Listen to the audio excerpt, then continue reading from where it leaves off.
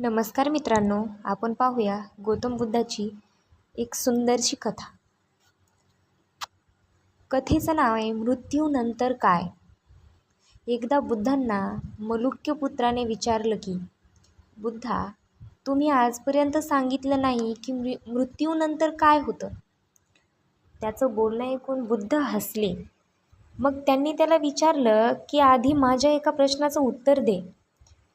जर कोणी व्यक्ती जात असेल आणि अचानक कुठून तरी एक विषारी बाण येऊन त्याला लागला तर त्याने काय करावं.